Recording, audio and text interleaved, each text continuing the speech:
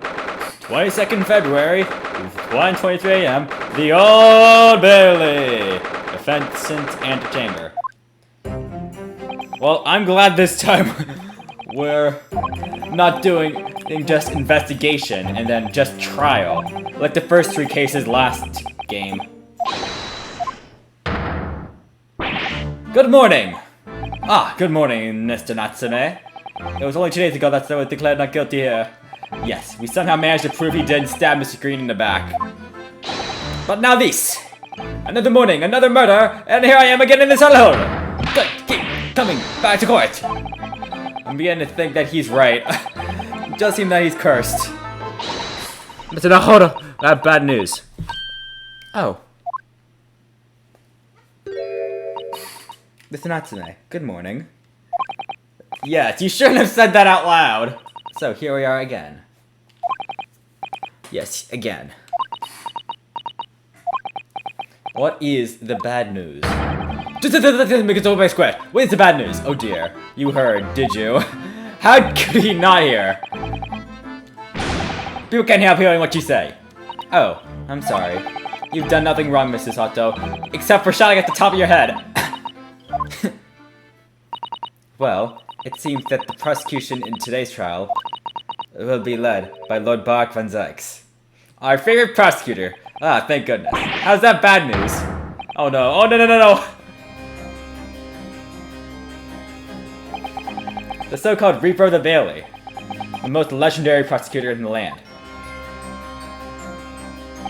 In the trial 2 days ago, he pursued Soseki and I relentlessly. Of course, by the skin of her teeth. We managed to pull out through, but still. Perhaps Mr. Natsume's acquittal in the last trial wasn't the end of the matter. After all, yes, I know what you're thinking. The legend of the Reaper, that says, nothing can save a person in the dock when Lord Van Zykes is a prosecutor. Oh no. That even dead person is found not guilty. The accused will meet a mysterious end one way or another. He experienced firsthand. A man we successfully defended met the most terrifying end in acquittal, right here in the Old Bailey. Of course we know now that that man wasn't too innocent after all. Do I have to put up with those ice-cold fires? Boring my soul again? Cursed by evil spirits and now by the Reaper? Perpetuating perils, potentially. Well, that's potentially. At least you appear to have hope, Mr. Natsume. Mr. Nahodo Esquire. Yes. I'm innocent! You have to believe me! You more than anyone now. Well, don't worry.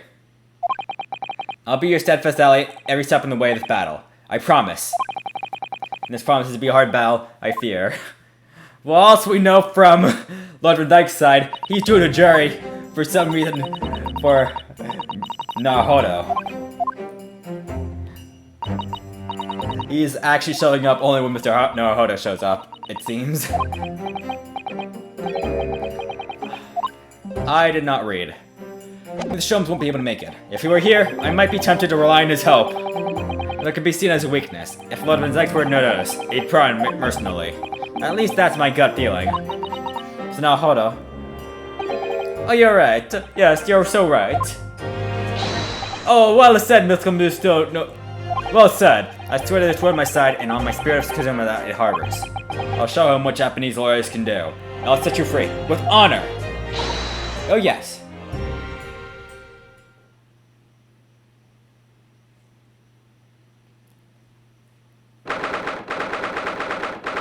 Oh, yeah.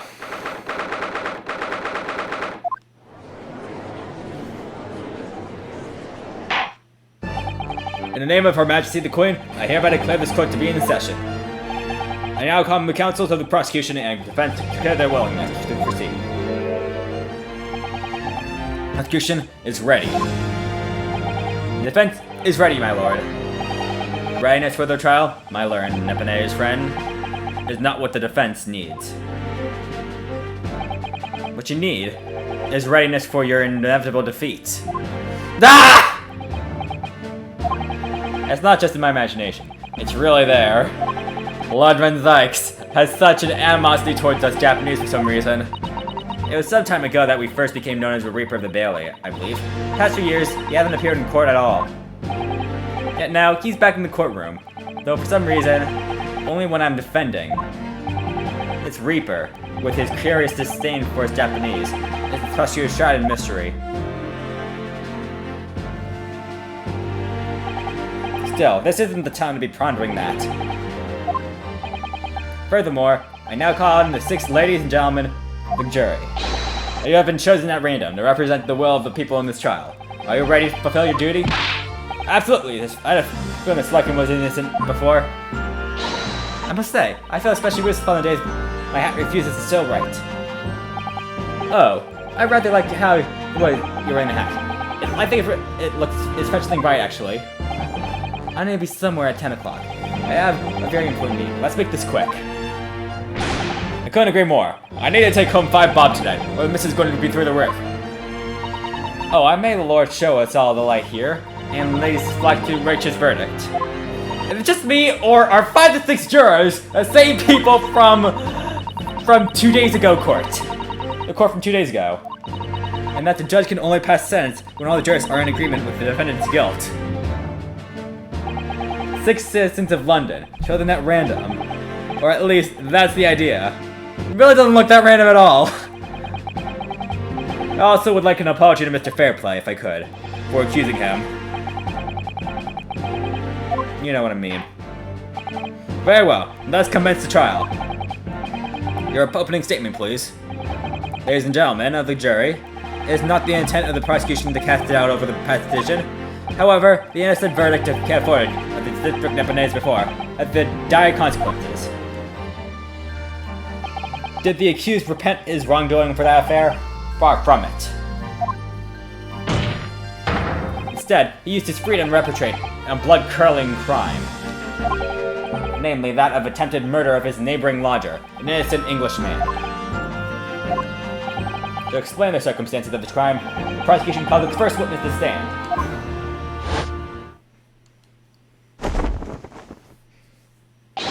The detective responsible for investigating the scene, and the accused himself.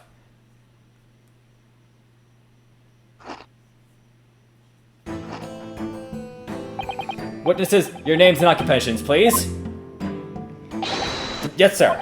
Tobias Gregson, Detective Inspector of Scotland Yard. Ah, Soseki Natsume from the Empire of Japan. My government ordered me to come here as a student to study your language and culture. Mr. Natsume? Yes, my lord? Yes, sir? I'm quite sure I'm not mistaken. That you swore an oath never to set foot in my courtroom again? I remember it as if I were yesterday. Well, basically it was yesterday, the day before my fact. But close enough.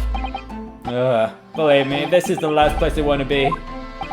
Inspector, let's hear from you first. Explain the case for the court. Right you are, sir. The incident occurred at the Garrett household, where the defendant has lodgings. In the ground floor of the victim, Mr. William Shamspeare. The defendant has already admitted to visiting the victim on the night in question. Mr. Shamspeare collapsed in his room as a result of poisoning by strychnine. It was found the following morning when the landlord, suspecting something was wrong, broke down the floor.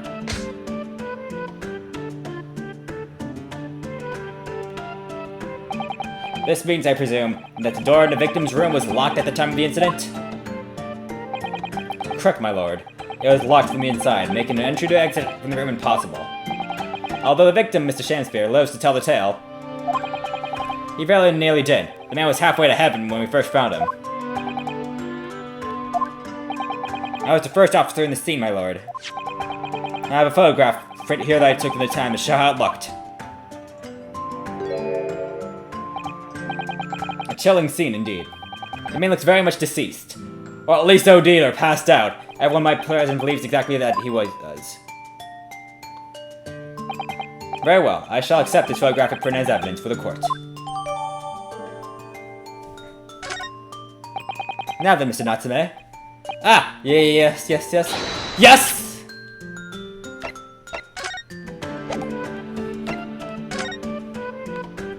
I'd expect not any more evident pieces of context. Nothing stands out.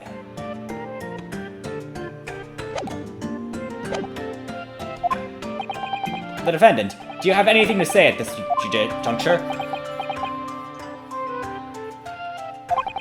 They're hunted. Haunted by evil spirits. Good gracious, what's haunted? My lodgings! There's been a whole series of strange happenings in my lodgings. A tenant before me died in mysterious circumstances. A woman was stabbed by no one else in the street outside. My neighbor was poisoned. Man, me! What about me? I've been killed countless times. Killed, Mr. Natsume? How? You know that fateful night it happened. When I returned from Mr. Shamspeare's room. I lit my gas stove and trembled in my bed, but before long, the stove went out, and someone tried to kill me! You must always extinguish all fires before retiring for night, Mr. Natsume. But so good! My already knows what freeze. The point is, I didn't poison the neighbor. So, why am I being accused of this? Why is my existence so cursed? Thank you, witnesses. I believe I have a reasonably clear picture of events. If I could raise one more point, my lord. One more. Conclusive point. Conclusive? Go on. Fortunately, the victim, Mr. Shamspeare, has regained consciousness after his ordeal, and he has named the true culprit. The poison consumed by the victim was administered in a cup of tea that he drank at that night in question. Tea, my lord. That was brought to the victim's room by the accused. Oh, good grief! Order, order! Yes, that's the crux of the whole case. Soseki was innocent, and why? Why has the victim accused him? Well, Mr. Natsume, why have you say to your accusation? That evening, yes, I did take some freshly brewed tea with me and visited Mr. Shamspeare's room as grift. Public water pumped outside the freezer that night, so I brought the bottled water especially to make it. And this result. Never will I touch tea again, never! The public pump was frozen, you say? That's not information we've heard before. That will do, thank you. Now, according to our laws, the defense must have the opportunity to cross-examine the witnesses at least once. Therefore, I call upon these witnesses now for formal testimony. I presume the prosecution has no objection? None whatsoever, my lord. Then you will give your account of events that happened in question. Yes, my lord!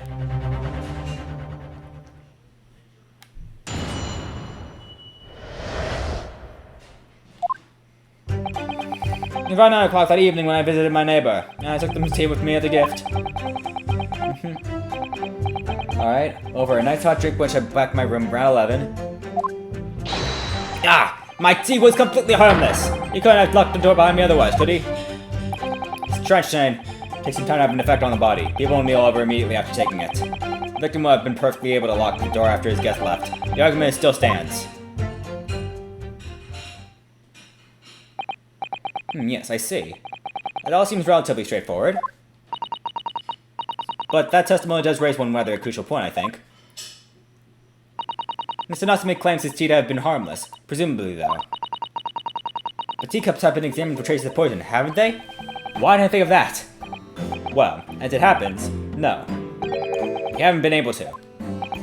Did you hear correctly, Inspector? Scotland Yard has failed to examine the suspect's substance. How could you overlook something so important? Isn't that the first thing you should have done? My learned Japanese friend is falsely incensed. The inspector said Scotland Yard was unable to examine the tea. Not that it was overlooked. Unable? Why? It's simple enough. There was none left. Not a drop. Someone must have left it very thirsty indeed. The current scientific techniques, it's not possible to test for poison under such circumstances. We only need a drop, but that one drop actually does have to exist, funnily enough. Lack of examination notwithstanding, it appears nothing other than the tea passed to the victim's lips on the night in question. I see, thank you. That matter is clear. Cast your eyes over to the jury, my learned friend. You can see it in their faces, I'm sure. The recognition of the accused's guilt. The client's fate is all but sealed. In mere moments from now, you will lose, and your outcome picture will be damned for all of eternity. He's right. I can feel all 6 of the jurors looking to daggers at me. But I can't let them beat me down. No, I won't. Counsel for the defense, proceed with your cross-examination.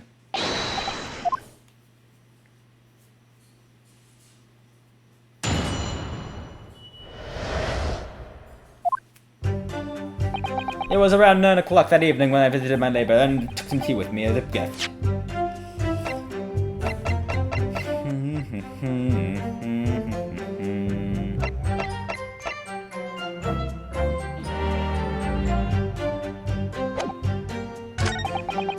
I did a literary debate over a nice hot drink, whichever I went back to my room around 11.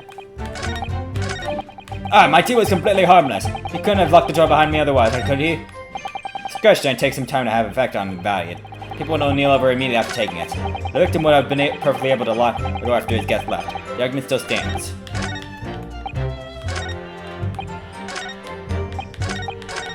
We have to contradict one of these phrases. You and your neighbor are good friends, then? Ah, no! We weren't friends. Not at all. Not at all. Never. Ever. A simple no would have sufficed. Then, why did you decide to pay him a visit? Mr. Sholmes fancies himself having great literacy knowledge. Fellows such as language literature, we find much talked about together. Come now. My known Nipponese could understand a finer point of English literature. And on the 9 question, that was the topic of conversation as well, I presume? I was the day of my last trial, when I was acquitted. I had just arrived back from lodgings, when I ran to Mr. Sholmes outside the strait. I was around 6 o'clock. We exchanged 1 or 2 pleasantries, but it soon turned out to be a heated discussion. He was on his way out to time, though, so I promised to visit the room at noon and to continue our debate. But I did have ill intentions? No! Not 1, not 2, not any! Not at all! Never, ever! A simple no would have sufficed. Tell the court what happened when you visited the victim's room.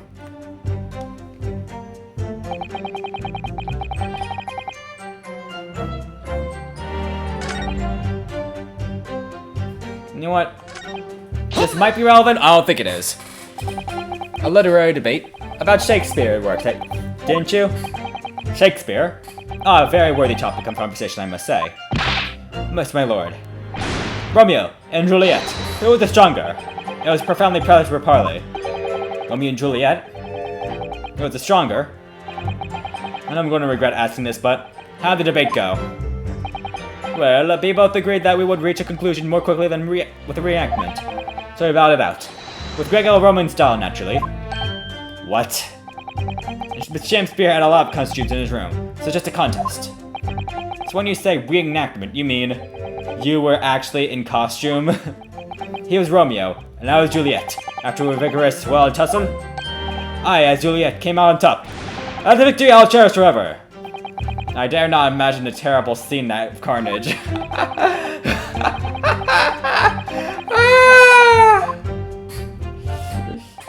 I boiled water in my room and made pot with me. I was too poor to have my tea myself, I see. It's true. There was no sign of any tea leaves in my main room. I wanted to do something as nice. To be friendly.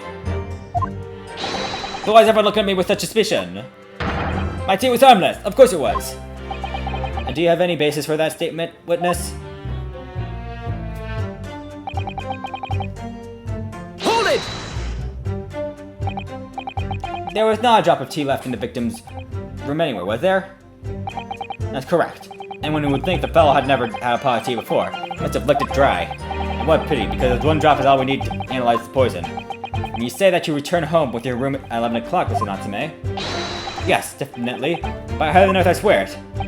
The landlord was able to verify that. That happens. Alright, good, good. He said it was the lamps, I believe. The lamps, Inspector? When tenants return to their rooms and start using gas. Aha. Yes, Mr. Garrett used to pay a lot of attention to the goings of the tenants. There's only one key to Mr. Chelmsford's room. I know that for certain. He must have locked the door himself, from inside his room. The victim has confirmed that to be the case, yes. That sounds alright, my tea was harmless. Completely harmless. If you take poison, you die. Everyone knows that. It's not that simple, I'm afraid. What do you mean? I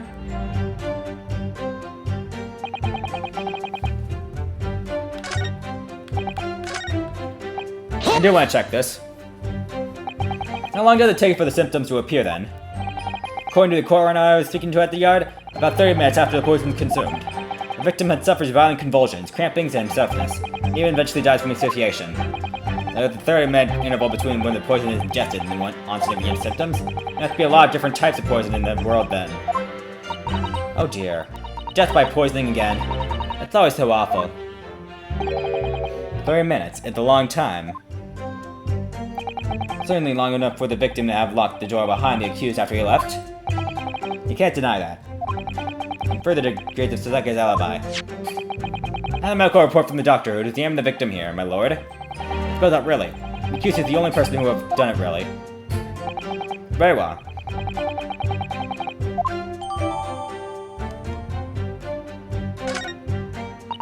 Oh yes, I see it here. Delayed onset of symptoms.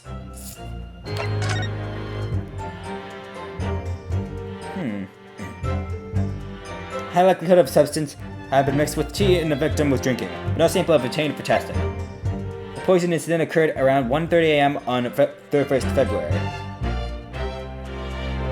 Alright, there's our contradiction. That means he was poisoned around one evening. Great.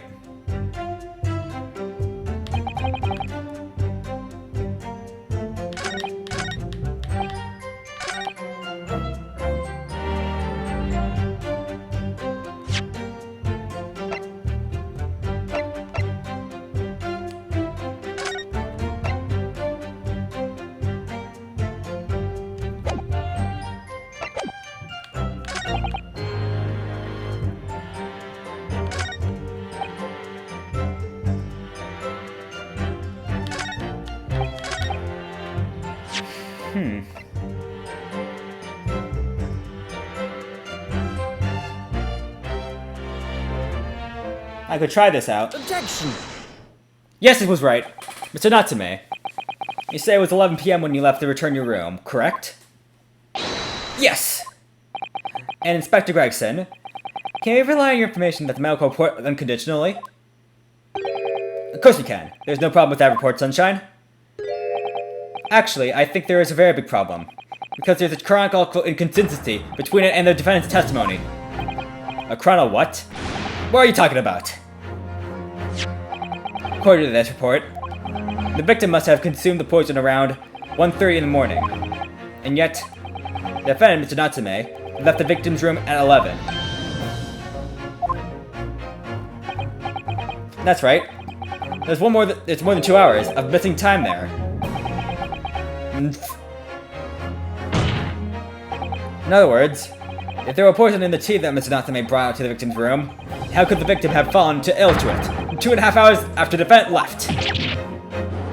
Ah! They were synchronized! The defendant's argument is entirely reasonable.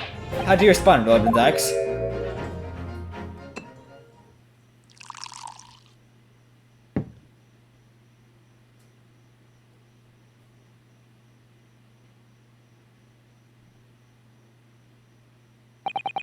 Pray forgive the discourtesy if my mind wandered.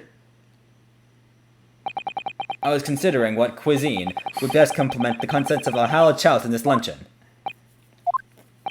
How could it have happened, you ask? I do hate to shatter your illusions, but my Neptunized friend appears to be chasing a phantom idea. A phantom? It is so hard to imagine the victim drank his tea after the accused had left. For example, at the time stated in the medical report, yes, at around 1:30. Objection! Mr. Natsume brought the team to him to drink together with his neighbor, and in Japan, there is a well-known saying, drink tea while it's hot. Objection! And in my country, there is even more apt saying, there is nothing more refreshing than a cold tea. Well, the point is, if there is such a long gap, there may be other ways explained to how the victim came to be poisoned. Other possibilities. What sort of possibilities, Counsel? Well, for example, a man could have had another visitor. Another visitor? That's a very bold assertion, my learned friend. From someone who has nothing to substantiate it. Or, the victim could have taken poison on his own violation. If the justice may have been a suicide, counsel. Objection! But the Shamsphere has categorically denied suicide. The idea can and must be discounted. Objection! But he could have been lying.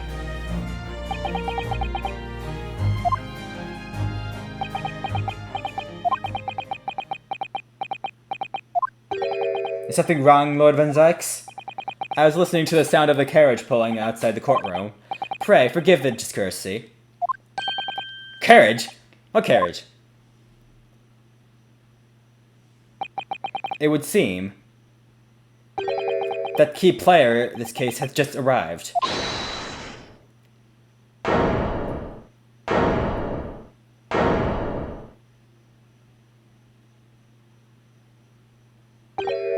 Out, out! Brief candle. Left but a walking shadow. A poor player that struts and frets his hour upon the stage, and then is heard no more. It's a tale, told by an idiot, full of sound of fury, signifying nothing. I mean, this outfit's even flashier than Magnus McGilded's. Seriously. Who, sir, are you? William Shamsphere, my lord. Alas, 'twas I, undone by these bitter events. I am the victim. What? What are you doing here?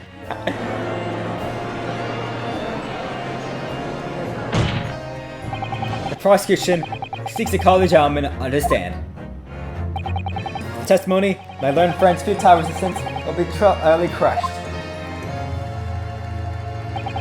You're calling him as a witness. Very well, counsel. I grant your request the interest. I'm curious to discover what the court shall hear from the victim himself.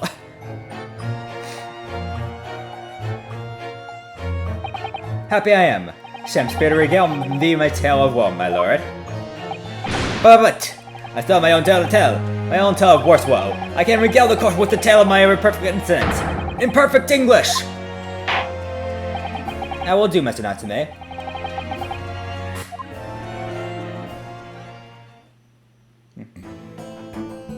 Ah. Oh, that guy's back. Alright. So that's Mr. Shamsphere.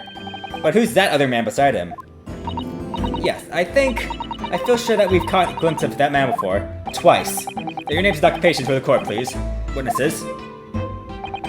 A writer of words so sweet, they do scent the breeze. Inventor of ideas so profound, they compose the earth. The Herlock poet, the unmatched scribe, William Shakespeare. We're the great bard to recall the life anew. Lo, what a magnificent man. Good fellows, I am he who pondered such a miracle, William Shamsphere. Oh, the name's Metermann. Adron B. Metermann. I work for the Alamont Gas Company, East End Branch Office. Ah, I remember now. It's yesterday, on Briar Road. She's right, it's him. Oh, what's this? What's that man doing over there? He looks like he's trying to cease to Soseki's lodgings. Something wrong, Mr. Naruhodo? Excuse me, could we have a word? That was a very uncanny reaction.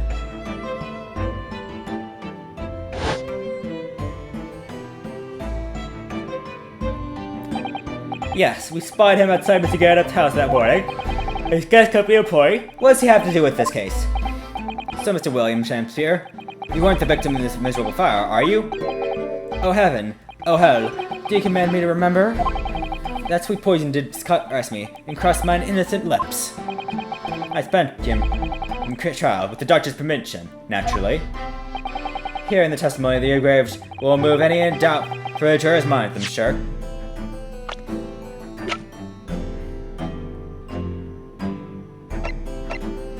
With those scars, I'm surprised he's 23.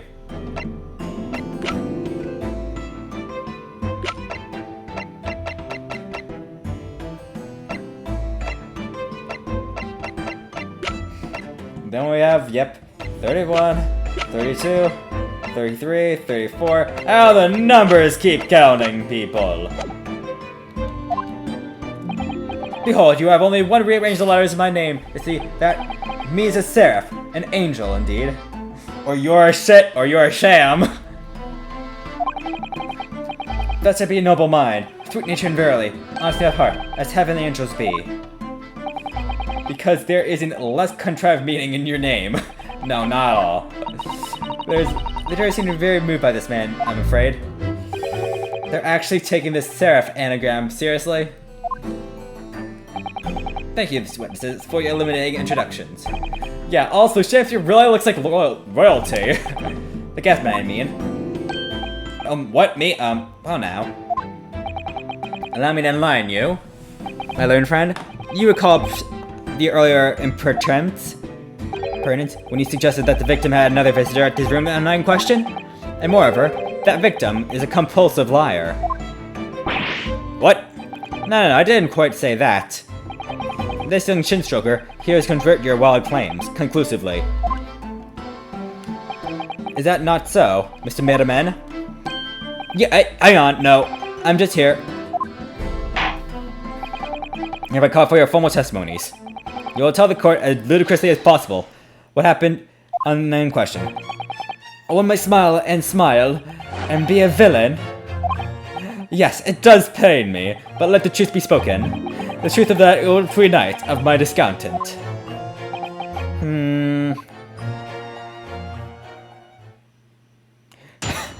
Seriously! I mean, he has a regal staff! The snow lay about. My neighbor did come in the evening, bearing a gift of tea. But merry, bitter was his drink, and when he left, I did fall prostrate at my table. 'Twas the tea alone that touched my lips at late hour, none else. I was outside my book's window in the freezing cold all night, keeping an eye on his room. No one else visited his room but that short little brown-backed Eastern fella. Wait, what'd you say? You were keeping an eye on Mr. Shakespeare's room all night? That's right. Of course, the bloke's window is but blocked up, isn't it? But there's a little gap in the bricks too where you can see the room. So I spent the night trying to keep my teeth from chattering as I peered through that. The question is, sir, why? Well now, that's because he's on my list. What a piece of work is a man. Wherefore I should not start a wonderful mint. What are you talking about? This is buzzing busybody. Hath not part of the play? Pray thee, pray him no heed. Make no about his tedious words. What do you say about me? Calm yourself. It's concerned with what happened on night in question. Nothing more. Indeed, that is so. And as the testimony we have just heard clearly revealed, there is none of the accused present at the time of the carry out this crime.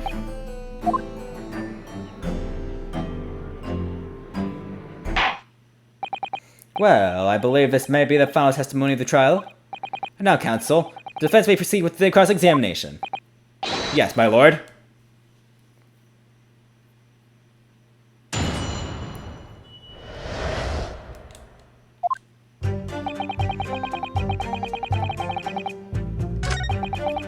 Man, bitter was his drink. When I left, I did fall prostrate at my table. Hold it! Press everything! Mr. Natsume left your room at 11 o'clock, but it wasn't until after 2 of the poison you collapsed. They might have made you more than 3 hours of missing time. Oh, look at me move my shaky arms! A defendant has really put the poison into your tea. I believe 3 hours window of time. It's something you have to explain. Gladly. 'Tis an easy task. What? I drink the tea of not my guest diary, but after he took the place where he did leave me, I have no idea why I'm suddenly rapping, but I'm sure that's not necessary. Faith was a stone cold, but 1 hour and midnight who would verify my lips were parched. Objection! That does not sound normal. Nay, it's quite ordinary, sire. After all, you 12 round recall our fiery debate. Amidst such argument, there'd be no time to fire tea. Romeo and Juliet again. Who was stronger? To Shakespeare. In summary, allow me to confirm. Did you not come here with the intention of naming your attacker? But of course, my liege. 'Twas the stooped lover of words that did attempt to shuffle me into this mortal coil. We all know what that means. 'Twas the tea alone that did pass my lips at the hour, not else.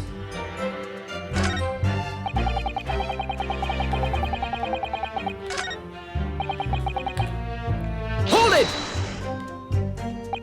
So, you did have a kind of evening tea, not supper? A fine luxury, flying alone. It's thrice daily, but what's a waste of time? Sorry? Would that belly were full, no more of it would some than rise. Well, most of the heroic eating have habits, I must say. 9 day do fill hours with the learned study of the breakbard playwright. Hence, is what I'm doing in the chamber to be, than the costumes of mine art. That would appear to be the case. Leaving wrong would found starved on the bed of your room. Yes. I'm sure we're all fascinated to hear that. Now that I think of it, it's not just food that was conspicuously missing from that room, is it? I guess you're right. Costing a single prayer script anywhere. For I have devoured them all. You've eaten them? That's definitely arrow in my skull. I hope that's not literal. Right. That wasn't a misleading at all. Now, could you turn around, do you think? Which brings us to the conclusion. That only way the poison could have passed the victim's lips is in the tea. I'll book Quinby in the freezing cold, keeping an eye on his room.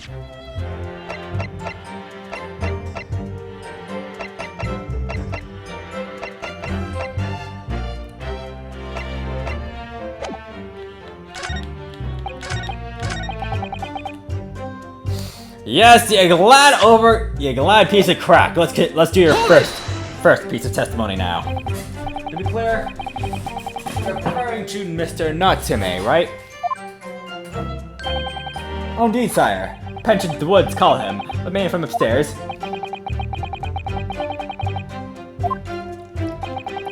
The man was promised for the hour of 9, so he'd come tender of a gift of fragrant tea.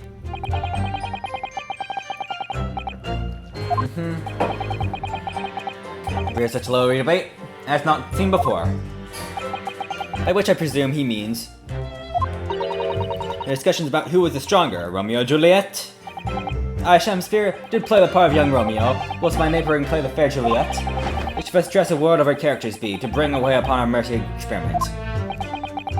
I did not imagine the scene. Frankly, thy name is woman. That image it was. I heard it Eastern part of justice, but ne'er did I dream it would be skill practiced by the common maidly. Juliet beat Romeo up. This is not helping our case. I believe the court has heard enough about your earth-shattering literal debate. Yeah. My liege, I am thy servant. Gladly I would do thy bidding. What a weirdo. That's out of the bloke's window in the freezing cold. I'm all looking up, keeping an eye on his room. Hold it! But the windows of that house have been filled in. Name again? Metermann. A historical artifact and a defunct window tax. Yeah, you're right there. All bricked up horribly. But what happens? There's a little part of the brickwork, the bottom corners have been opened up. I was looking through that gap. Yes, there were a few bricks loose, weren't there? For some strange reason, a couple of bars of soap lined up to the ledge outside as well. I don't like going around poking my chin through other people's business, especially on freezing cold nights. But them was my orders. So I keep doing. There's nothing that breathes in my body.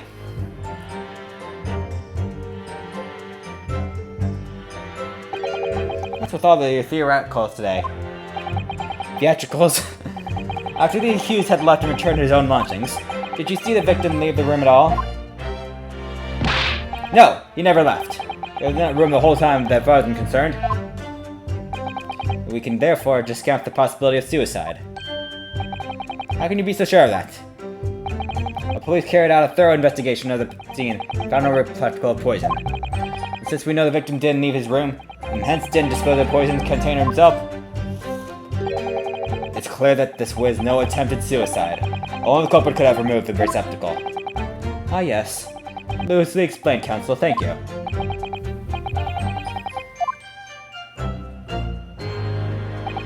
No one else was in his room but that short little brown black Eastern fella. Hold it! You say short little rounded black Eastern fella. You can't be sure it was the defendant then. Objection! How many other short little brown black Nipponese with a mustache do you think there are in London? Well, of course. It's only a narrow gap and it was quite stark, so I didn't notice the mustache. But he showed up around 9, so I'm pretty sure myself. And when the person you saw arrived, did Mr. Shane Jake Tay together? Nah, sorry. I couldn't say. Why not? Because I couldn't see the room that well, could I? What I did see was the silhouette of that little brown black fella wearing a pretty dress. And a pair of them started some kind of wrestling match. I'll tell you, I didn't know what to make of it. I suppose that was the Romeo and Juliet championship bout getting underway. Mr. Metermann, allow me to confirm one final time. Apart from the accused, can you state with certainty that no one else visited the victim on the night in question? No question. Glassman's honor.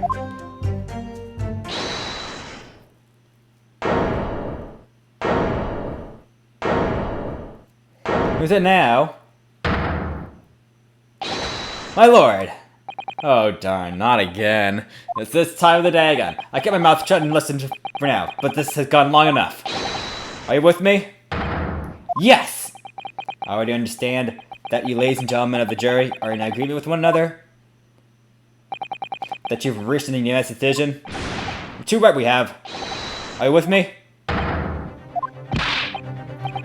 defense is in the middle of a cross-examination. To be honest, I was holding a bit of hope for you, young man. Especially after you identified those few hours that followed the accused leaving the victim's room. Yes, the 3 missing hours, you put it.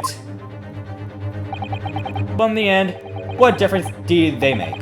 None, as I can say. As this is now apparent, there is really no reason to delay our decision any longer.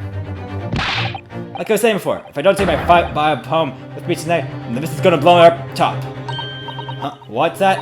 Sorry, I didn't quite catch that, what you said.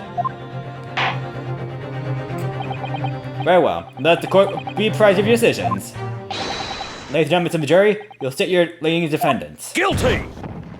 Guilty. Guilty. Guilty. Guilty. Guilty. Damn it all, why is up with this?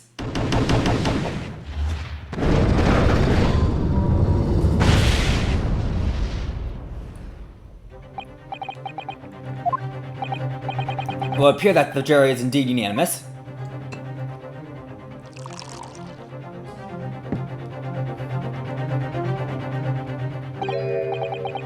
So, time at last.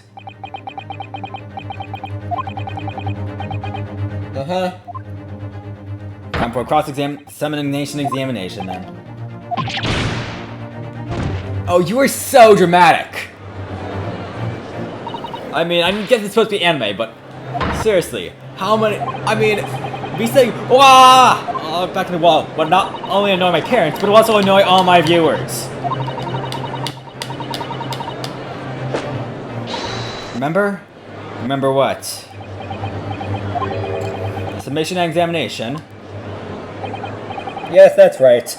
We don't have a jury in Japanese courts, but in British court of law, we can reverse the decisions by the majority of the jurors.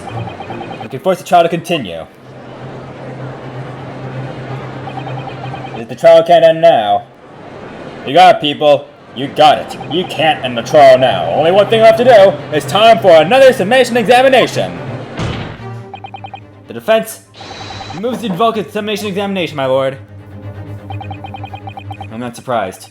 I learned Ippone's friend's inability to admit defeat. The choose to cling desperately to some autocratic rule you barely comprehend instead of accepting the truth.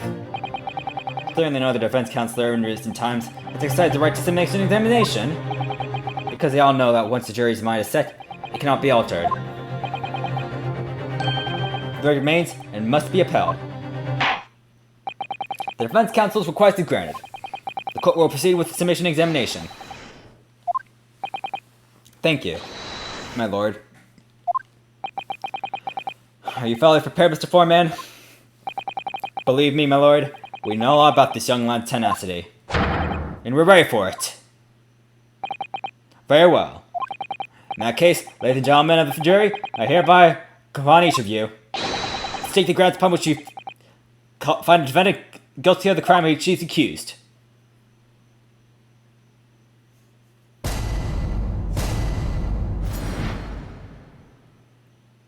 The victim may not be well off, but the noble man, and straight up, there's no reason to doubt the man. Well, I do declare the good gentleman has no reason to lie. In fact, I think he's rather splendid.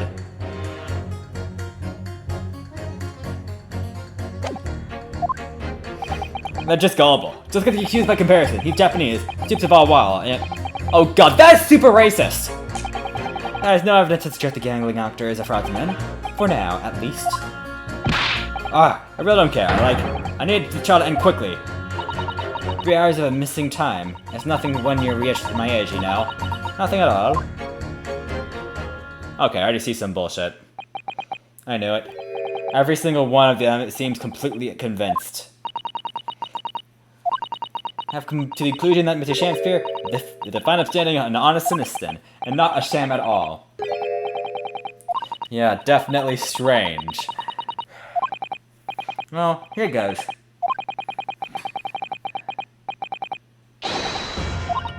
Before we begin, it might be an idea for me to remind you exactly how a summation examination works, Mr. Hoda.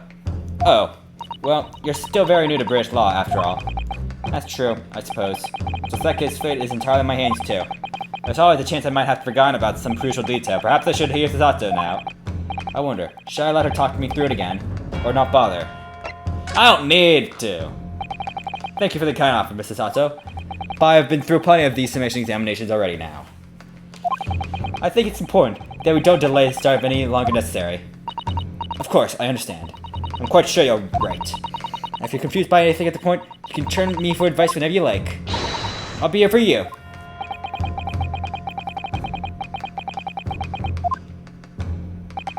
I find that two are contradictory.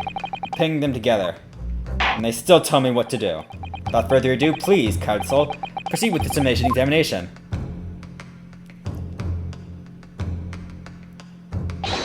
Yes, my lord.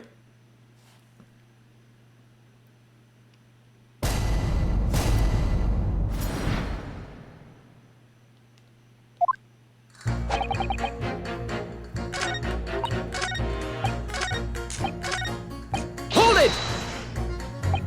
You keep talking about needing to take home some money. What's that all about, sir? Finish it last. What's that about? What's that? Talking about the Deborah Hyde Park, aren't I? It was Queen's Cap last week, isn't it? Derby? It's dead set. That's the thing. I couldn't lose. So I took my wife's stupid saving, and I was hopeless. Old Mayor would... didn't think about. Alright, that stupid finish last. What were you saying?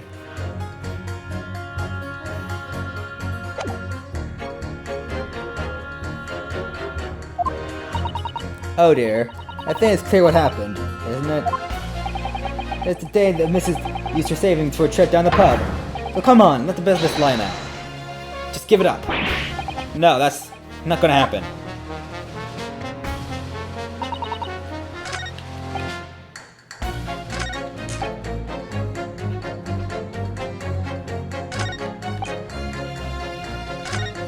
Okay, I thought he'd give a better reason, but not now. Well, there are plenty of people in London who seem noble, but poor. Couldn't some of them also be liars?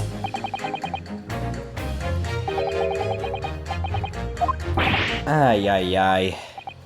Look, the point is, the only thing that passed the victim's lips are the Japanese man's teeth. When you take the gasman's testimony into account as well, just couldn't be any clearer. But let me be frank here. I'm a gentleman, with a gentleman's value. I'm turns out the old Shakespearean clum is a wrong line after all. I'd gladly change my decision about the defendant. And I'm sure my fellow gentlemen and jury would do the same. Isn't that right? Well, yes, perhaps. But I don't see it happening. Hey, what's that? Elderly gent on the end here, you know? I'll have you speak up. Look, I really don't care about all this nonsense. I need to go, the trial be over. How many gentlemen do we actually have on this jury, then? Alright, sir. May I hold you down on that? Don't forget what you said.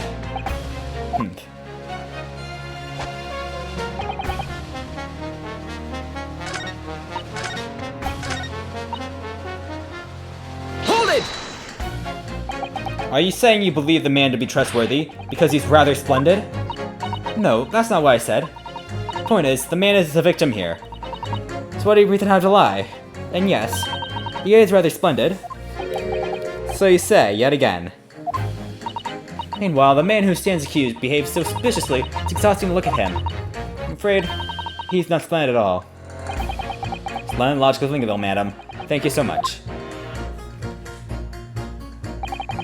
Just look at the accused and companion. The Japanese stoops all the while. His mustache, very fishy. Hold it! No, not one of those things is reasonable to find a man guilty.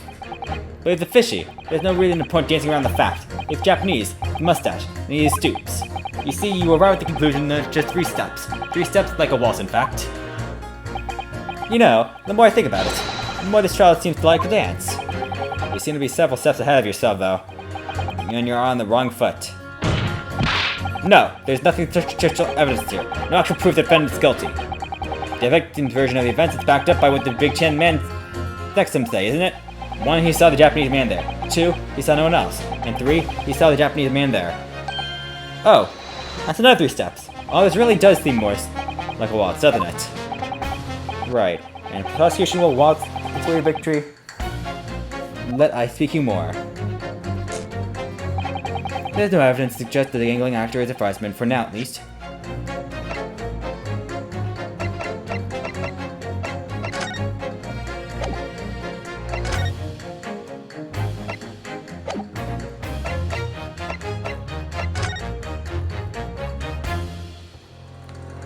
Wait, what the?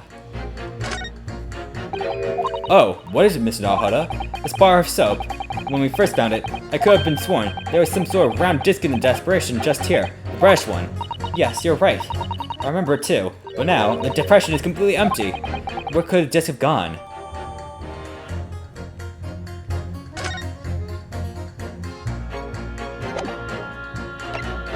You sure it didn't melt away?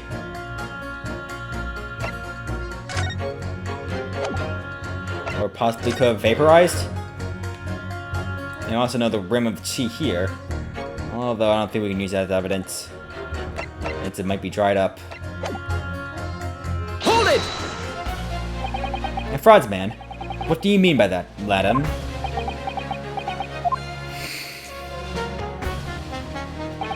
It really is the most tiresome problem for the company. Most irritating. We can be absolutely certain that customer is stealing from us, but without hard evidence, we can't even threaten to take action for fear of being sued. I'm sorry, you've lost me a little there. Who are you? I'm the wife of Augustus Alamont, owner of the Alamont Gas Company. Good gracious, Alamont Gas, you say? Gas is the future of the Adron country and around the globe, but proper handling is essential. I'm sure our employee of the Far East brand office would be first to agree. Absolutely, Lady Quinby. You gotta use properly. Alamont Gas is the best in the world, of course.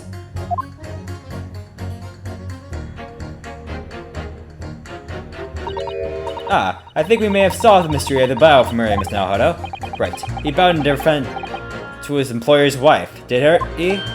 Ah, so, well, I'd be right to assuming that the reason Mr. Metermann was watching that Champster was up to his in his room. I'm afraid that there is no end to the length of the population in the Far East will go into order still, I guess. So really I have no choice when the company identifies somebody as possible fraudsman. But a dispatch worker to watch the suspect day and night. We're very thorough in our investigations. So you mean, Mr. Shakespeare is... I wouldn't come to out and say it in public. But you can finish that sentence with a grubby little gat thief. You have noticed the public gallery here. Have you? The eye of man hath not heard, the earlier man hath not seen. Fath, would I have my thy words, violin penetrate the skin? But there here not insult, but only requires of ancients in song. Why not have evidence yet? My workers don't stop buzzing around you until they find it. When they do, you'll find yourself blasted back into your angel-like heights in the Alamont gas explosion. Mr. Shakespeare has been stealing gas.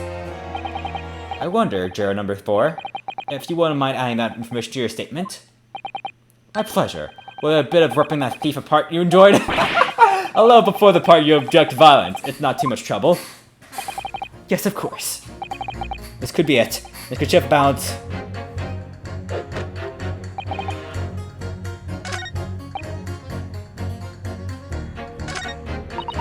Three hours of missing time is nothing when you reach my age, you know. Nothing at all. Hold it!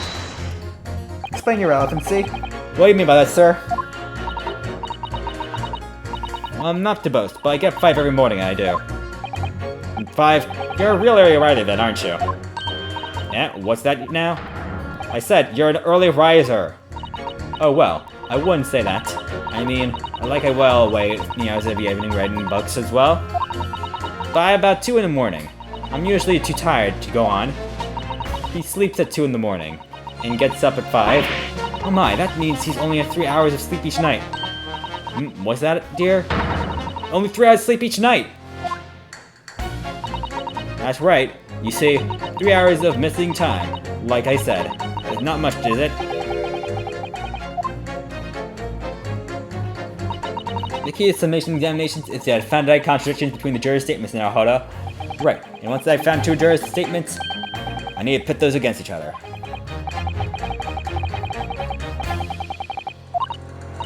Yes, and if they're right about to change their minds, the trial will continue.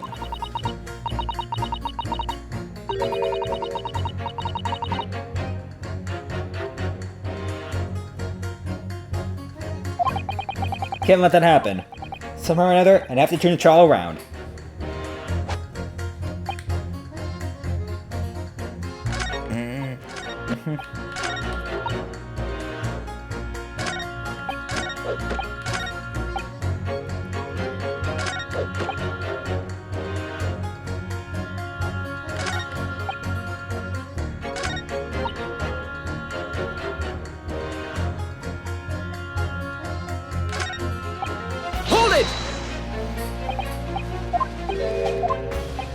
Alright, nothing else here. This guy's going to have a very useless statement.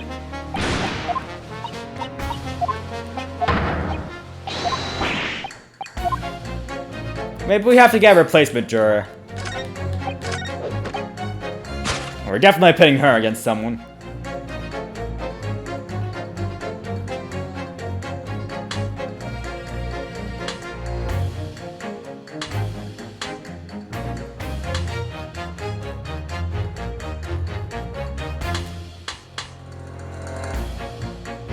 Objection! Yep, I think this is a good point. Those two may clearly contradict each other. Good gracious. Juror number 1. What are you yelling about, lad? I presume you've heard the juror number 4 statement, made by the wife of the owner of the ultimate gas? Well, yes. The victim, who you claim to be noble, straight up man. In fact, it turns out to be a common thief. My good lady says, but there's not evidence. Is there? You and I both heard them say much. It's true, we don't have evidence as such. Just yet. My claims aren't baseless, you know. What? You heard me. Seeing as its operation has already been compromised, I would suggest that the court hears his testimony from our East End Branch officer employed over there. I'll do whatever you say, my lady. Gasman's honor.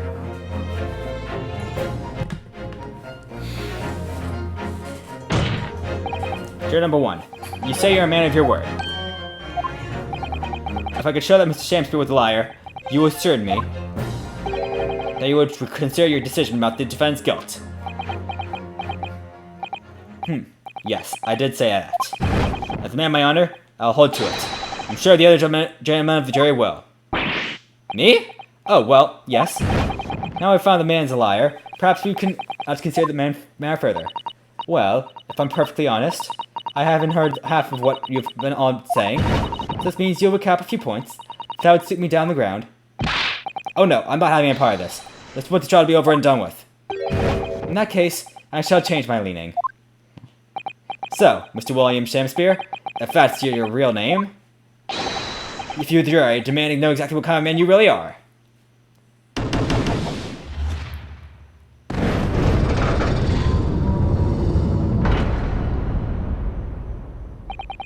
That's 4 jurors, 4 of them not guilty. Yes, Mr. Nahoto. Victory! Alright, all in one blow. Didn't have to pin 2, only 1. Well, 1 pair, not 2 pairs. We had to pin 2 people. And only 2 jurors that say guilty, while 4 are not guilty. Therefore, declare this court to be in state of discord. And for their trial to continue.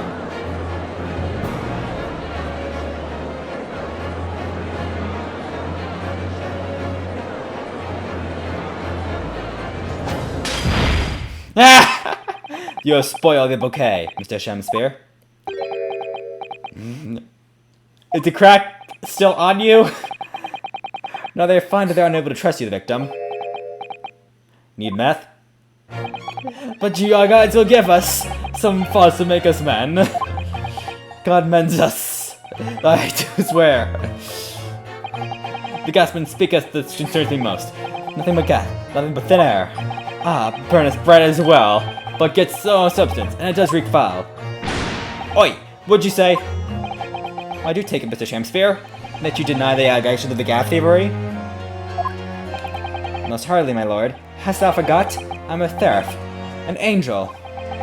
Noble mind, sweet of nature, and verily, honest of the heart.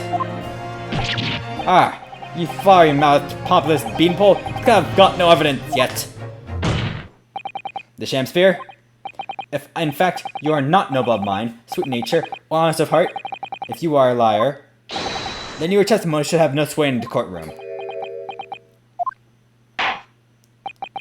It is my considerable opinion that at the present time, no other possible culprit of this crime is identified. All testimony heard by the court this far heavily indicates the defendant. In short, it would be unreasonable at this stage for me to rule the case. However, in light of the facts of the jury, he expressed concern about the validity of the witness. I believe it would be inappropriate for this court not to pursue this point further. Objection! I assure you, my lord, that would be a waste of time. The gas in this case are unrelated. Yes? Didn't you say before that although you had no hard evidence to prove this man has been stealing gas, you have strong grounds for suspecting him? That's right, we do. Don't we, worker? Absolutely, Lady Quinby. Gasman's honored. Very well then. We will hear your testimony now. You will tell the court precisely why you believe the victim, Mr. William Shakespeare, has been stealing gas. Yes, my lord. It'll be my pleasure. On the Alamont gas name, I swear.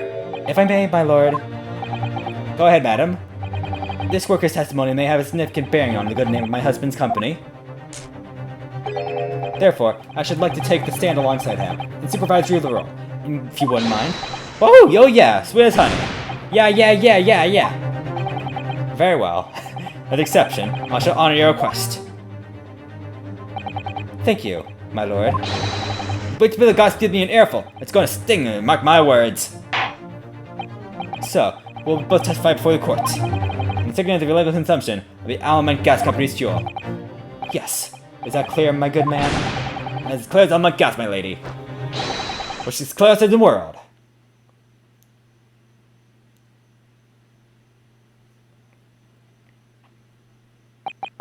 Do you think the gas has gone to his head, Mrs. Sato? Maybe. Honestly, I don't know. I think the man's very...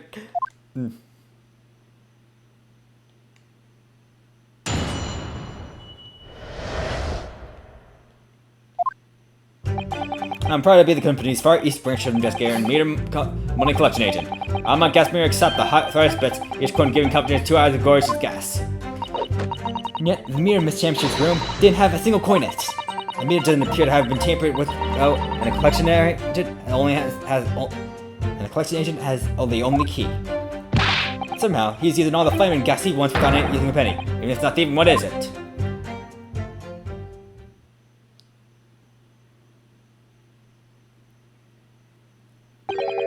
Pray forgive the discourtesy. The irrelevance of this testimony caused me to turn my hollow chalice. What do you mean? Remarked Lon von Zykes. Did the mustachey Nepinese poisoning the gas needling excuse for actor, didn't he? That is all that should concern this court. And yet, now we must listen to this. Abhorrent. Clearly, that was separatist of Aspiration Empire in your eastern island of the nation is more than a geographical distance. But this couldn't turn out to be crucial testimony. This conversation must go ahead. He threw a ball! Yes, he does. He threw his chalice and his bottle. They would appear to be completely unrelated to the first glance. But I wonder, the truth tends to be buried in the most unusual places, and the first step uncovering it will be to establish who this man really is.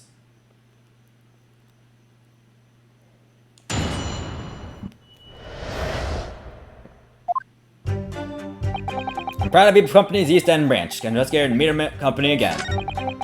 I'm like Meter Chumps. 30 bits each coin giving customers 2 hours of gorgeous gas. And yet the meter in Miss Champspeare's room didn't have a single coin in it. The meter didn't appear to have been tampered with, though the collection agent has the only key. Somehow he's using all the flaming gas he wants without paying a penny. If that's deceiving, what is it?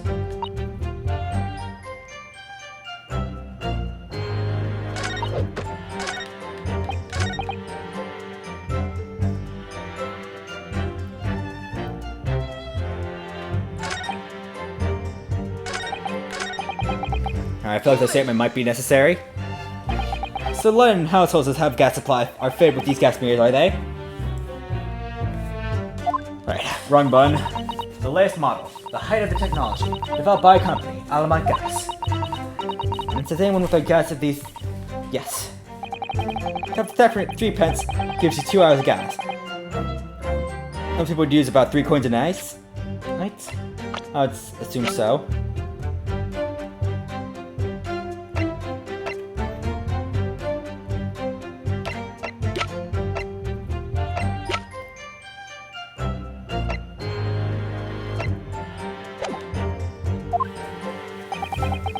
Way more than that usually. But they have both gas lights and gas stove, that is. Thinking about it, looks like he did have a fireplace in the room, doesn't he? Some people still choose to use candles, of course, and they only have gas for heating. I guess. I do remember seeing candles in Mr. Natsume's room, actually. And how does the money in the meter go back in your gas? 2 days, a jasmine like me properly visits the gas supply and empties mirrors and coins. I must say, the design of the manufacture of the new meter cost the company an awful lot of money. But happily, I did put a stop to people not paying their dues, for the most part. Ah, because they have to pay in advance, do you mean? Yes, exactly right. And yet, the meter in Mr. Chambers' room didn't have a single coin in it. The meter doesn't appear to have been tampered with, although the collection agent has the only key. Hold it! There's only one key for all your meters? Well, in truth, there's another key in the company's vault in our main office. But even if someone had somehow managed to get hold of the key, we'd know the coin box had been opened. Oh? How? I came up with a rather clever way to expose any little shenanigans as it happens. Would you care to explain? Oh no, in order to empty a meter, you have to unlock the padlock in order to remove the cover. When I close the cover again, I stick a little beeswax seal on it, you see? A seal? Like a sort of thing you put on an envelope, you mean? Something like that, yes. Basically, you can't remove the cover again without breaking the seal. Now, in that case of Mr. Shamster's meter, there were no coins inside at all, as I said. The seal hadn't been broken either. So that would mean the Shamster somehow managed to steal coins from inside the meter without opening it. It would seem so, but that would be impossible. Somehow, he's using all the flaming gas he wants without paying a penny, if that's what what is. evidence against it.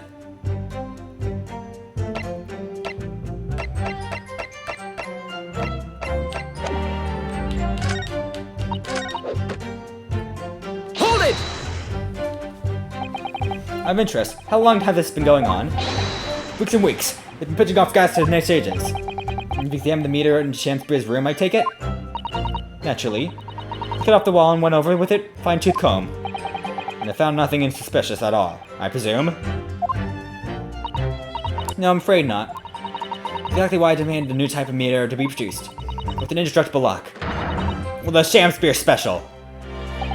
That sounds like it would have cost an awful lot of 3-penny pieces. And even for all that, Rascal's meter is still empty. I'll never forget that humiliation. I opened up the money box and found a bear. You what? I said, you what? And look at his face. The summery smile, that swarmy smile, it's Mari smummer of him. Pulled the meter straight off the wall and took it back to the office. But you know what? Nothing. Not just being jammed open everywhere. Not a single sign. What's happening to my salary as a result? No, I'm by 3 fillings a day. That's what. A life-threatening situation in a number of ways. Incidentally, what became of the meter? Nothing became of that. So got it.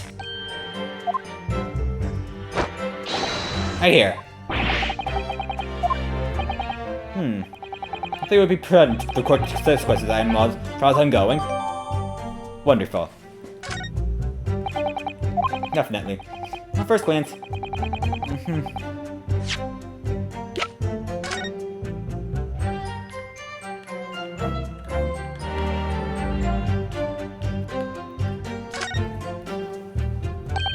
Oh, what's this? Have you spotted something, Mr. Nahoda? Just here, with a little hole. Do you see? Goodness, you're right. I have noticed. Not a very neat hole, is it? Not freshly made, is it? So, you think it might have been opened by Shamspeare? Possibly. It seems to be hole at Alamont must have missed it.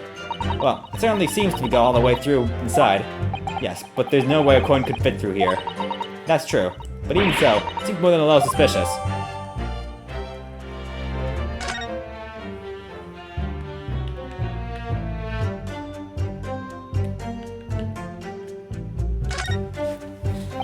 That's a very sturdy looking padlock, isn't it? And my box is sealed with beeswax too. Now Sholmes will get up at any mischief, he'd be found immediately. Now hold up, mischief out of that kind is not the sort of thing that Mr. Sholmes would You know I didn't finish that sentence. You want him to use caramel? The unstable gas company would want to safeguard the money is rightfully theirs, but it feels a little over the top perhaps, doesn't it?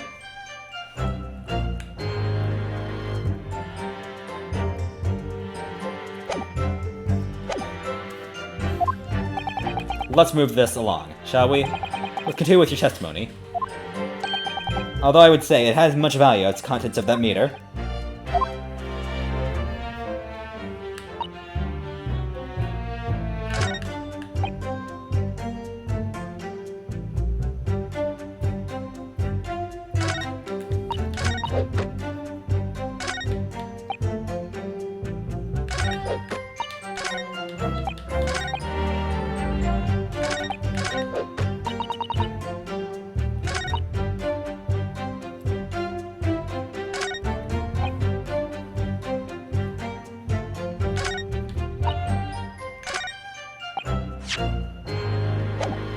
Let me press this. See if we get some better details out of this. Make sure it's the right choice. What he's been using as gas, though.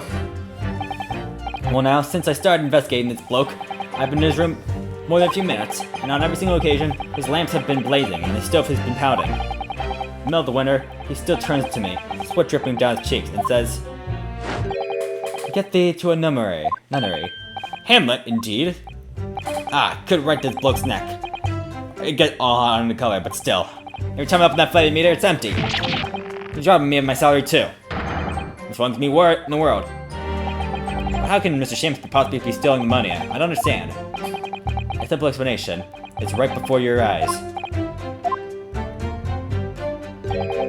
A toast to you eventually realizing the gas man could be an accomplice." You what? Good lord. How many possible indeed? Well, what do you have to say for yourself? Oh, please, Lady Quinby. I'm a faithful worker.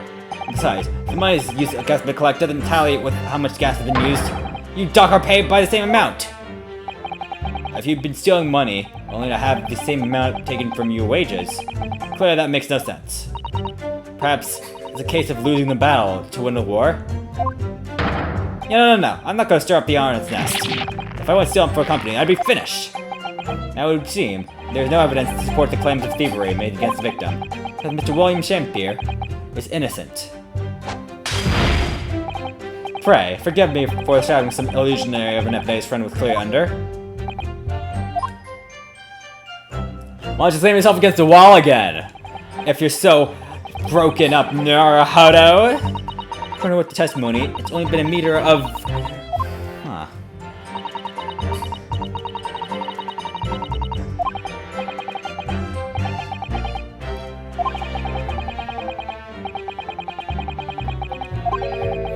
It's that are interlinked. Oh.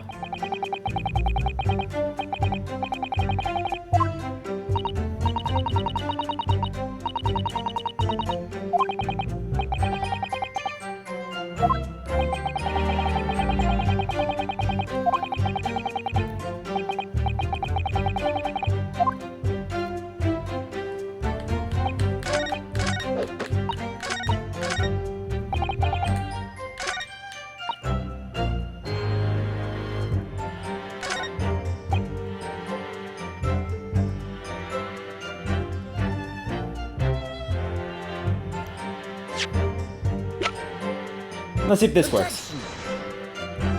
No, that's not work. That didn't go. I'm sorry, Counsel, but I fail to see why.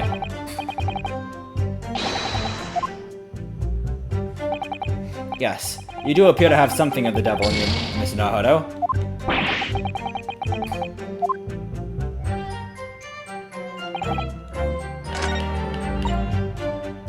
Hold it! Ah, crap, I pressed the wrong button.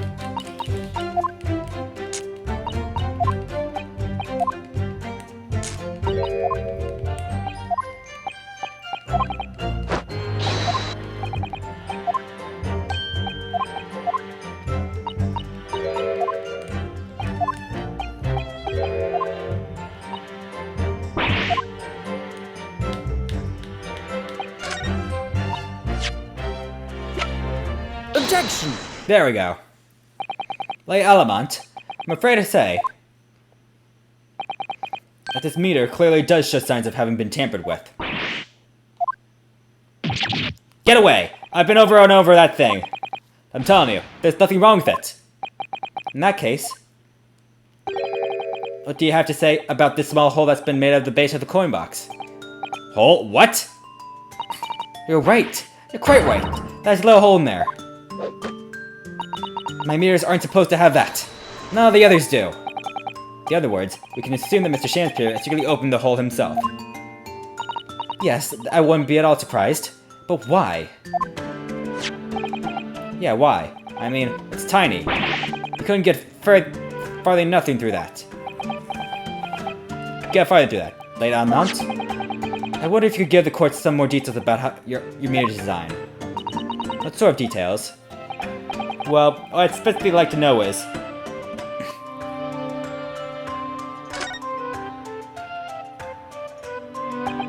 Can the meter be dismantled? Dismantled? Yes, given that there are no signs of having it been forced. Or perhaps, rather than being broken open, it might have been taken apart. Well, yes, that does make sense. Padlocks are made by the first-class locksmith, from the finest quality steel. The meter box itself is made from plate steel as well. Rolled shut and I'm sure it can't be opened again. I can assure you, it's quite impossible to dismantle it. Wahoo! Yeah! Nothing leaks from Alamont meter. No coins, no gas, no nothing. I see. The witness will amend her formal testimony with that information in the case pertinent. As you wish, my lord.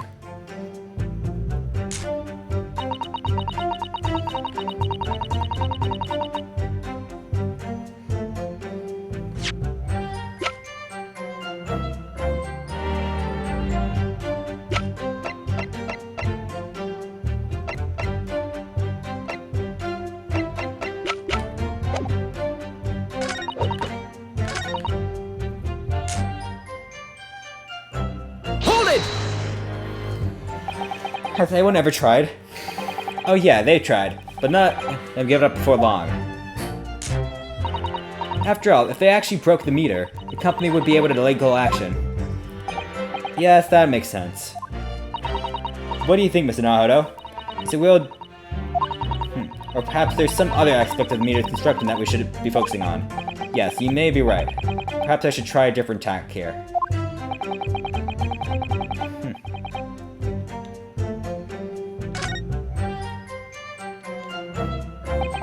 How did the meter tell between different coins? What do you mean?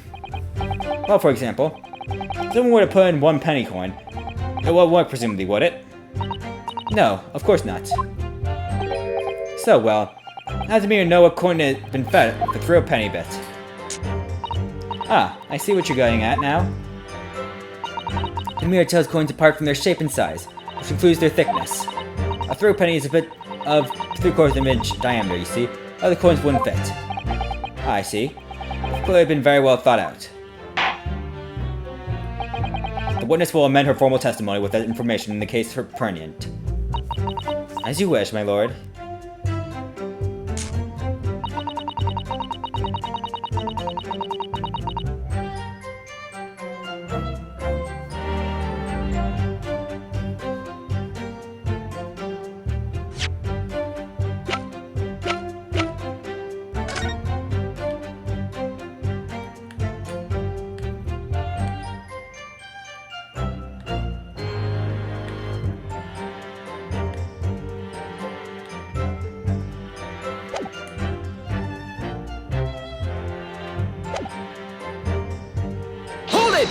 So you can change it back then. It would seem that anything matching the 3 pence coin would could equally be used. Would that be true? Oh yes, in a way. That comes to a fit in a certain extent as well. Well, we thought of that through anyway. We find any coins inside the coin box when entering up to the meter. The contract says customer has to pay the 100 times the amount they deal as a fine. We live for the moments like that guessmen do. We leave for them. Ha ha ha. It would seem the gas company has thought of everything.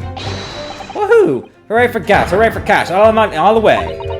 That's quite enough of that. Reminds me, how big are the through penny bits? About 3/4 of an inch across. What do you think, Mr. Naruto? Is that 2 centimeters measurement significant? Perhaps there's some other aspect of the meter's construction we should be focusing on.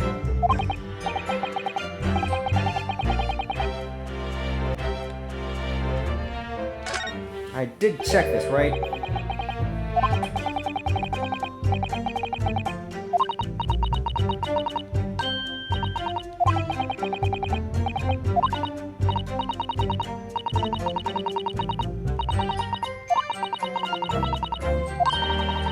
Some sort of rush medallion in the middle there. I remember clearly. Yes, but where the sounds of it now? Where could that have gone?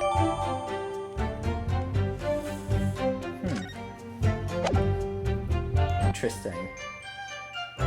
Objection! Let's see if this works. Let me just confirm something here. If the diameter and thickness were to be correct, the meter would accept any object it fits in through a penny bit. Is that correct? Yes, that is correct. Well, by something of a coincidence, while we were investigating Mr. Shakespeare's room, we found a particular item that matches the dimensions perfectly. Something on the same size as the through penny bit? What is it? The main question is this. What have you been inhaling gas? That's a bar of soap. It certainly looks nothing like a through penny bit, I must say. Looks like I'm going to have to point out exactly what I mean here.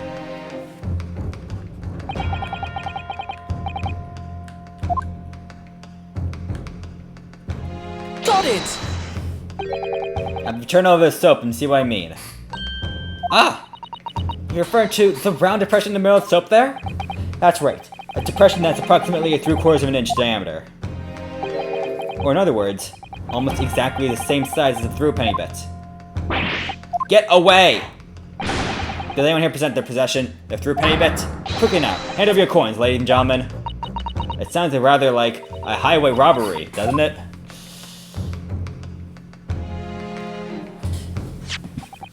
Thanks for a kind member of the public in the gallery. Here we have a 3 penny. Now let's see if it fits. My word, it couldn't be more snug. Yes, as I suspected. Thus, without doubt, a valid clue explains the Alamont gas money to be defrauded. Well, I don't believe it.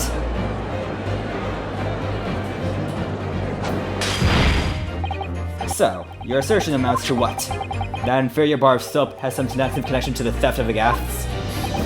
Yes. The impression of the soap was clearly made by a threepenny bet. I must concur at least. A punishing a coin with enforcing a core quality bar of soap like this is a remarkably simple way of obtaining a coin's shape. And then you could use, well, some bouts of wax or something to pour into the mold. You'll make fake coins in no time.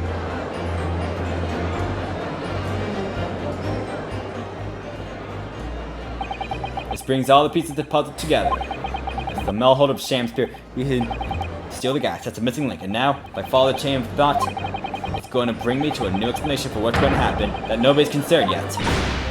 But this is all nonsense. If man's been making fake coins, my worker here found them empty meter. Tried true, my lady Alamont. In the absence of some black magic which used to make the system disappear. I see, that's what we're dealing with, is it? There is one form of black magic that could cause this fake coin to disappear from the thin air, yes? Exactly. The meter here gives away. What on earth? There are remnants of the magical method used to visit blood gas meter taken from the victim's room. That is your assertion, Counsel. The defense will command the remnants of the court at once. How meter could remnants of the method be used to make coins disappear be seen? Of course! Got it! We found this bar of soap in the scene of the crime, just outside the victim's window. Outside? Yes, and outside, where you yourself, Mr. Metermann, were loitering, just freezing in winter air. That's where you found the soap. Ah, I get it! That's right. The answer, of course, is ice. Did you say ice? This Shakespeare has been leaving soaps like this outside his window each evening, filled with water. And after a night outside the bitter cold, the water is completely frozen solid the next morning. Then, he takes the fake coins of ice and feeds them into a gas meter, giving him light and warmth in spades. His room becomes very comfortably warm, his ice now inside the meter's coin box melts, turning black into water, and draining harmlessly away through the small hole made underside the meter. That is how, without leaving any evidence of wrongdoing, this man has been stealing Alamont gas.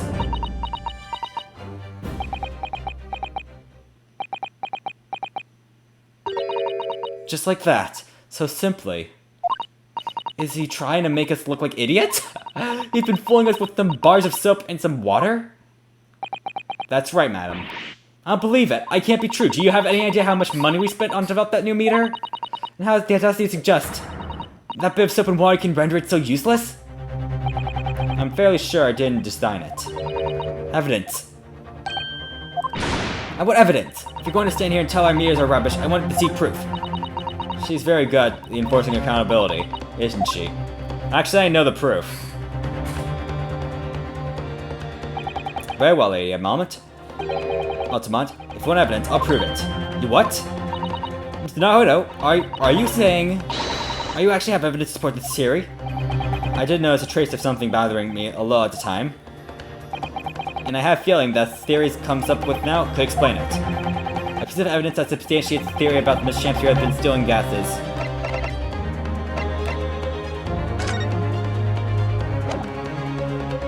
Take that! This is the photograph of the scene at the point of where the victim was discovered, taken by Inspector Gregson.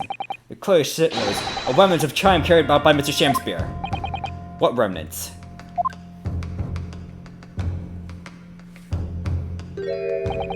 Here you can see the gas meter on the wall in the Shakespeare room. Now, look closely at the floorboards directly underneath the meter. What is that? Some kind of grubby stain? Almost certainly, it's water stain, resulting from the liquid that drained out of the wall made in the meter. If one coin gives around 2 hours of gas usage, the occupant was heating this room all his walking hours. You can imagine he would have used around 10 of his fake coins each day. The melting ice inside the meter's coin box would have been dripping almost constantly, leaving a stain on the floor.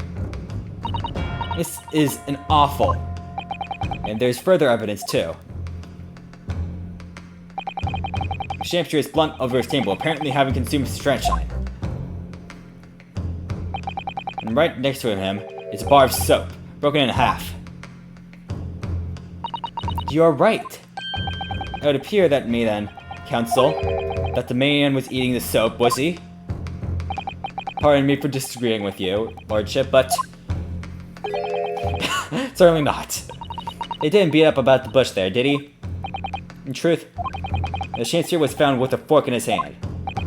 You know, for soap isn't sounding increasingly likely. One was like, do you mean to say he was using that fork to eat the soap? To extract the frozen corn from the bar of soap. Ah! The bar broke in half. So perhaps it didn't go very well. Good gracious!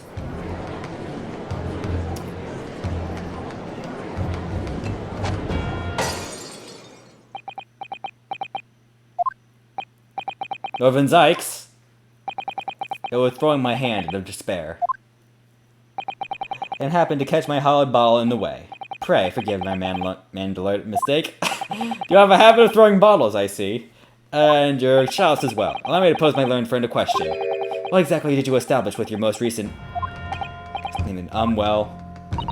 that Mr. William Shakespeare is the liar and a thief. In other words, a testimony is unreliable. That's it. That's exactly it. Very well. Let's assume the man is a liar. Now allow me to pose another question. What possible difference does that make? We know that suicide can be discounted. Scotland Yard's investigation revealed no signs of another vessel containing poison. And the ninth question, there were no visitors in the room except the accused. The young gasman's testimony, which he had no reason to doubt, has confirmed that. Furthermore, the only possible way the poison could have entered the victim's body is via the tea. The court sees no evidence suggesting otherwise. Even if William Shakespeare is the liar you claim him to be, these facts have been objectively established.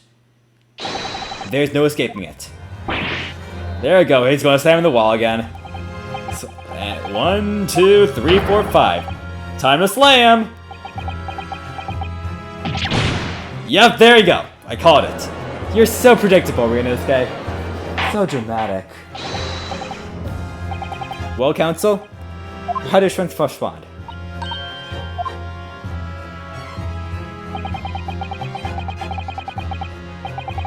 Did it actually eat let us say?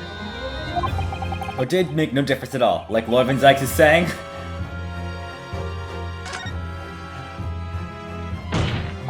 No, this isn't over. The defense will not rest. But Counsel, you've successfully explained everything. By some definition, the unsculptured method employed by Shakespeare to consume gas. What's more is to discuss. He's highlighted the three facts in order to make his point. But contrary to what he would have believed, not none of all have been objectively established at all. What are you trying to say, my Nipponese friend? At least one of these so-called facts is an assumption, made due to lack of evidence. That's changed now, following the cross-examination of the latest witness to take the stand. Don't be absurd. What's this nonsense? We bring everything we've learned so far together and consider it all as whole. It's clear. There's a question that we now need to reconsider, namely,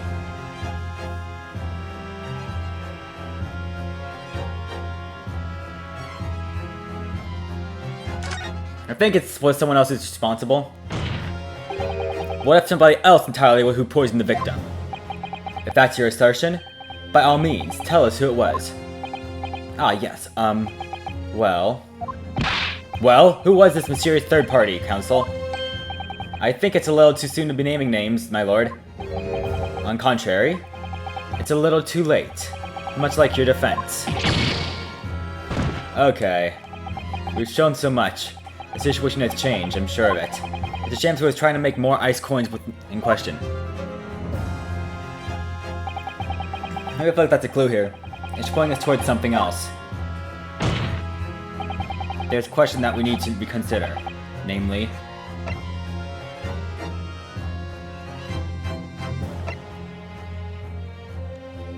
It might be a third one. We've all been led to believe that this Trojan poison was inflicted Mr. Shamspear, within the tea brought to him by Mr. Natsume. But that's conjecture at best. Objection! The victim has been testified that nothing else passed his lips that night. There is no other possibility. And since there was no trace of tea left at the scene, it couldn't be tested for traces of the poison. Objection! As I said, the situation has changed, because in fact, someone of Mr. Natsume's team was left at the scene, and a particular piece of evidence proves it. Objection! A ludicrous claim. Scotland detective investigated the scene exhaustively. What evidence are you suggesting they missed? The defense has made a bold claim indeed. Very well, counsel. Present your proof. What evidence from the scene of the crime can tell us about the nature of the defendant's tea? I think this has to be it. Take that! I mean, I also admit, I do not remember a lot of this. I'm recording this on a different day now. Guess we can try the bar of soap. Take that!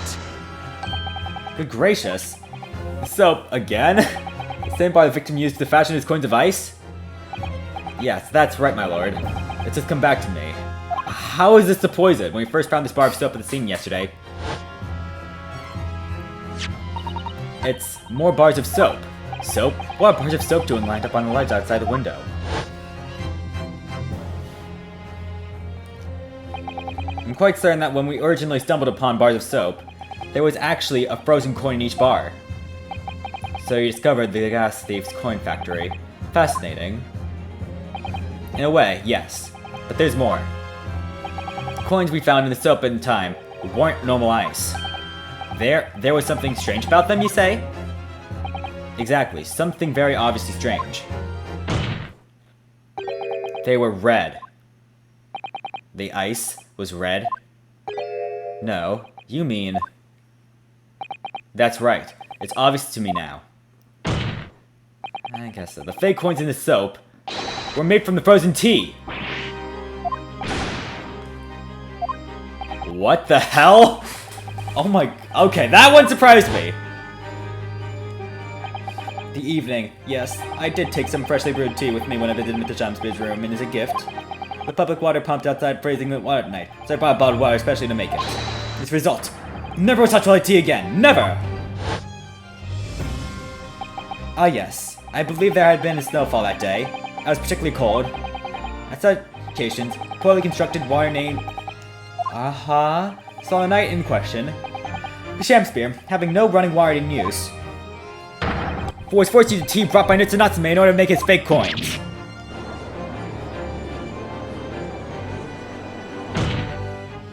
There were 2 bars of soap in the window ledge when the judicial assistant was investigating the scene. That's right, and we only borrowed 1 of them. Which means that even as we speak, some of the defendant's tea is still present at the scene of the crime. Frozen solely in a bar of soap, outside Mr. Shamspear's window. Extraordinary. Earlier today, Inspector Gregson informed the court that even if one drop of tea remained, Scotland Yard would be able to analyze it for poison. As such, we are now in a position to prove or disprove what has until now been conjecture. By finding out for sure whether or not Mr. Natsume's tea actually contains stretching at all. You smug Nipponese.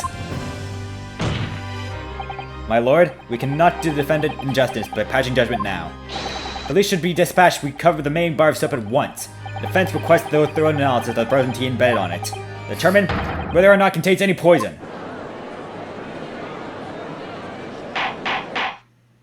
Bailiff! Instruct the police to attend the scene at once.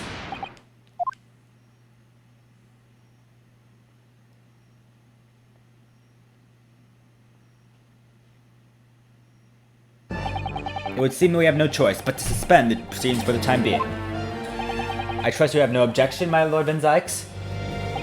None, my lord. We'll cover the chief from the scene and request immediate test immediately. The trial will resume at the same hour tomorrow. The prosecution and defense may conduct further investigations as appropriate into the interim. Yes, my lord.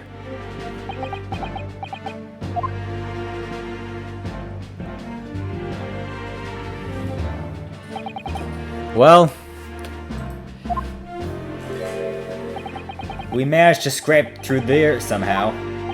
Thank you, councils. The court is adjourned until tomorrow.